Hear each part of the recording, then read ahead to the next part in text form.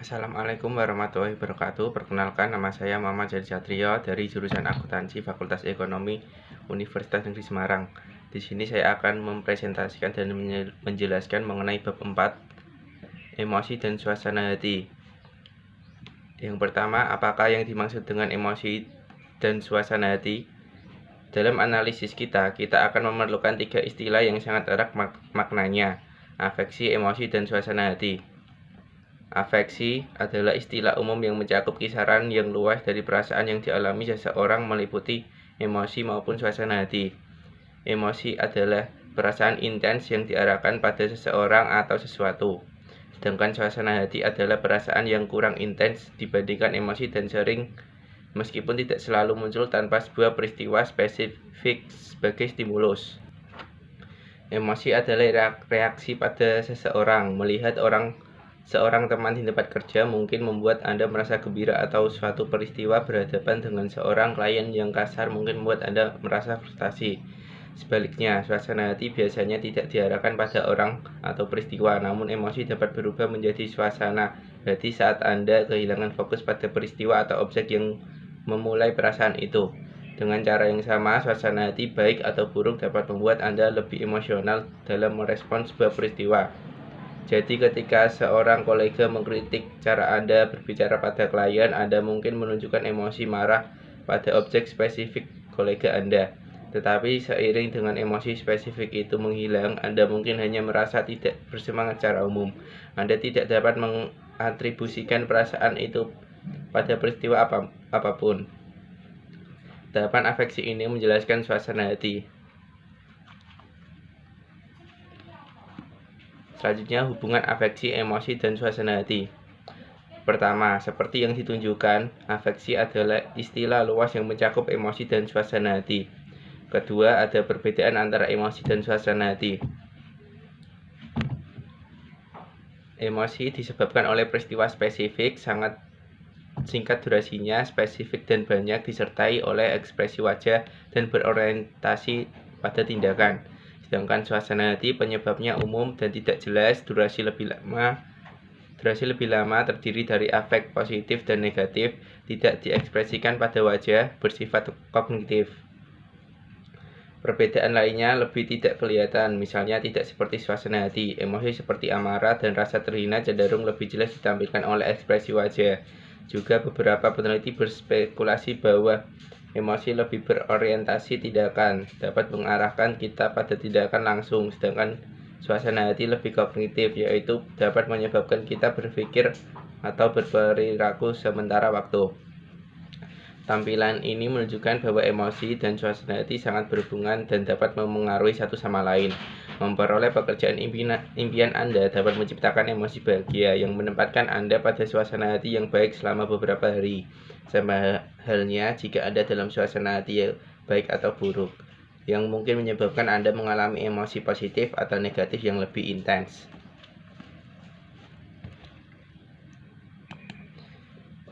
Selanjutnya ada emosi dasar. Tidak mungkin psikolog atau filsuf akan setuju sepenuhnya pada suatu set emosi dasar, atau bahkan pada apakah bahkan hal tersebut ada. Tetap saja, banyak peneliti setuju dengan emosi universal esensial: amarah, ketakutan, kesedihan, kebahagiaan, rasa jijik, dan kejutan. Beberapa bahkan membagi mereka ke dalam skala kebahagiaan, kejutan, ketakutan, kesedihan, amarah, dan rasa jijik. Semakin dekat dua emosi satu sama lain dalam skala ini, semakin mungkin orang akan bingung membedakannya. Kita kadang-kadang salah menganggap kebahagiaan untuk kejutan, tetapi sangat jarang kita bingung membedakan kebahagiaan dan rasa jijik.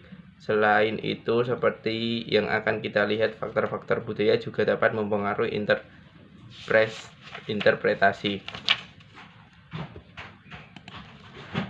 Struktur suasana hati. Dalam tampilan ini tertarik adalah penanda murni dari afeksi positif tinggi, sedangkan kebosanan adalah penanda murni dari afeksi negatif rendah. Gugup adalah penanda murni afeksi negatif tinggi, rileks adalah penanda murni afeksi positif rendah. Akhirnya, beberapa emosi seperti kepuasan, sebuah campuran afeksi positif tinggi dan afeksi positif rendah, dan kesedihan. Gabungan afeksi negatif rendah dan afeksi negatif tinggi berada di antaranya.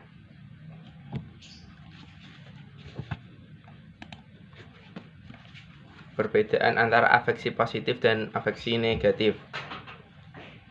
Kita dapat menganggap afeksi positif sebagai suatu dimensi suasana hati yang terdiri atas emosi-emosi positif seperti bersemangat, kewaspadaan, dan sangat gembira pada ujung paling tinggi, dan kepuasan, ketenangan, dan kedamaian pada ujung paling rendah.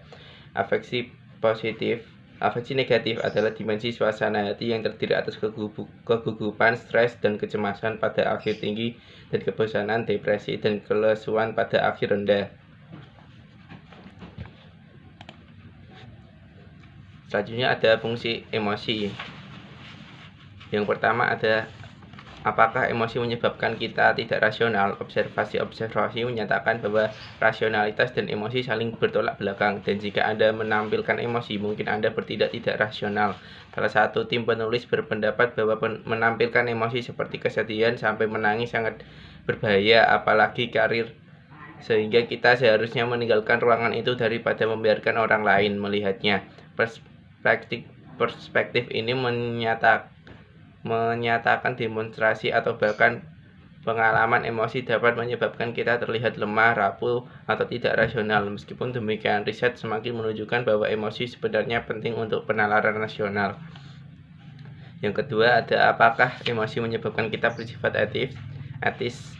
Sebelumnya diyakini bahwa seperti halnya pengambilan keputusan secara umum, kebanyakan pengambilan keputusan etis didasarkan pada proses kognitif urutan yang lebih tinggi, tetapi riset mengenai emosi moral semakin mempertanyakan perspektif ini. Contoh emosi moral adalah simpati terhadap orang lain, kemarahan terhadap ketidakadilan yang dialami. Sejumlah studi menyatakan reaksi-reaksi ini umumnya didasarkan pada perasaan dibandingkan kognitif semata. Selanjutnya ada sumber emosi dan suasana hati. Ada 10 sumber emosi dan suasana hati. Kepribadian, waktu dalam hari dalam minggu, cuaca, stres, aktivitas sosial, tidur, olahraga, umur, dan jenis kelamin. Selanjutnya ada emosi pekerja. Emosi pekerja, emosional labor, suatu peristiwa pekerja atas emosi-emosi yang diharapkan organisasi selama transaksi interpersonal saat bekerja. Emosi pekerja menciptakan dilema bagi pekerja. Ada dua orang yang jelas-jelas tidak Anda suka, tetapi Anda harus bekerja dengannya. Mungkin Anda menganggap kepribadian orang tersebut mengganggu. Mungkin Anda mengetahui mereka mengatakan hal-hal negatif tentang Anda di belakang Anda.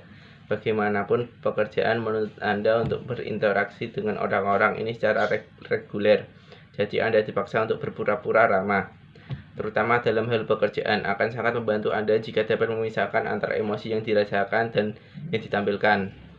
Emosi yang dirasakan adalah emosi aktual individu. Sebaliknya, emosi yang ditampilkan adalah yang dituntut oleh organisasi untuk ditunjukkan oleh pekerja dan dianggap pantas untuk pekerjaan ini. Mereka tidak muncul begitu saja, mereka dipelajari. Sama halnya, kebanyakan dari kita mengetahui bahwa kita mengharapkan sedih saat pemakaman tanpa peduli apakah kita menganggap kematian orang itu sebagai sebuah kehilangan, dan untuk tampil dalam pernikahan dengan gembira meskipun kita tidak ingin merayakan.